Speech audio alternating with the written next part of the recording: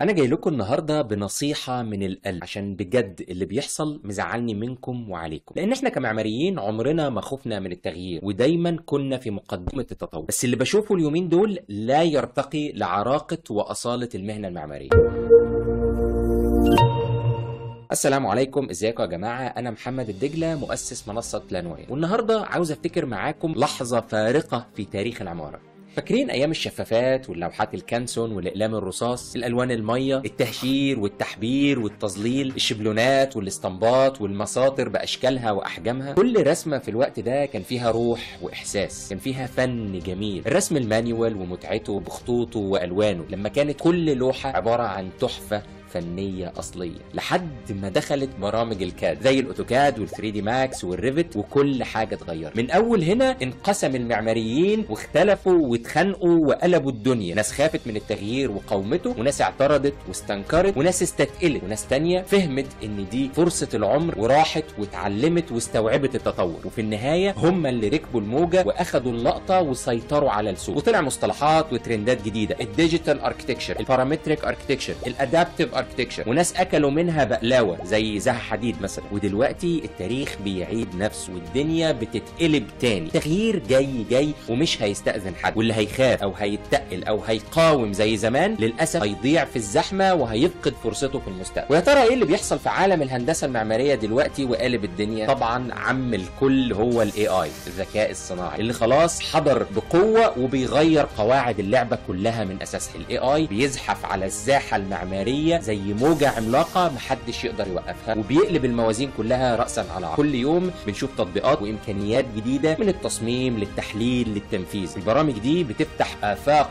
جديدة ما كناش نتخيلها قبل كده، وبيخلينا نفكر في مستقبل العمارة بشكل مختلف تماما. والأكتر من كده هي السرعة اللي بيتطور بيها الذكاء الصناعي. كل يوم في اكتشاف جديد وإمكانية جديدة بتسيبنا كلنا في ذهول تقريبا. بس الأول خلينا نتفق على حاجة مهمة جدا، وهي إن أساسيات المهنة وأصول الصنعة وحتى البرامج التقليدية عمرها ما هتموت ولا هتختفي من السوق. برامج زي الكاد وال3 دي والبيم دي مش مجرد ادوات عاديه، دي تعتبر هي اساس المهنه والعمود الفقري للشغل المعماري. يعني مهما حصل محدش هيقدر ياخد مكانك في السوق لو انت متمكن من البرامج دي وعارف تطلع منها شغل محترم ومتقن. بس المشكله الحقيقيه اللي بنشوفها دلوقتي ان في ناس كتير واقفه عند النقطه دي وبس، قافلين دماغهم وقافلين على نفسهم ومكتفيين بقى انا متمكن في الريفت وخلاص. لا لا لا, لا. ما ينفعش كده ابدا، لان الاي اي هيأثر على كل حاجه، حتى البرامج دي، وحتى كمان على طرق وفلسفات التصميم. فهي حتى لو الحاجات دي فضلت مهمة، لكن تأكد ان شكلها ومضمونها هيحصل فيه تغييرات جذرية لازم تكون مستعد ليه. شوف، هو الاي اي مش جاي يسرق شغلك ولا جاي ياخد مكانك، هو جاي عشان يكون أداة قوية في ايدك تسهل عليك شغلك وتطور من امكانيات. لان ابسط اشكاله مثلا هو انه يديلك اقتراحات تصميمية متنوعة ومبتكرة ومميزة جدا في دقائق معدودة. هيخليك تحلل مثلا بيانات الموقع والظروف المناخية والمتطلبات التصميمية في دقائق بسيطة بدل ما تضيع فيها اسبوع كامل من التحليل. هيخليك تركز طاقتك وابداعك على الجوانب الفنية والابداعية بدل ما تضيع وقتك في الشغل الروتيني المتكرر. بس في هنا شرط واحد مهم جدا، وهي انك لازم تعرف تتعامل معاه بالشكل الصحيح، تعرف امتى تشغله وامتى تقفله، ايه اللي تدخله له وتطلب منه ايه وتستلم منه ازاي تركبه وتشغله وتدمجه كمان مع الادوات الحالية، وطبعا تفهم اساس فكرته وطريقة عمله عشان تعرف فعلا توظفه صح وتستفيد منه اقصى استفادة ممكنة. اسمع مني نصيحة مهمة جدا، الدنيا دلوقتي مش بس بتكافئ المجتهد، دي بتفتح ابوابها على مصراعيها للي بيستثمر في نفسه وبيطور من مهاراته. وده مش كلام نظري ولا كلام تحفيزي في المطلق، دي حقيقة بنشوفها كل يوم في سوق العمل. كل ما يظهر انقلاب تكنولوجي جديد بتتفتح معاه فرص ذهبية للي مستعد بجد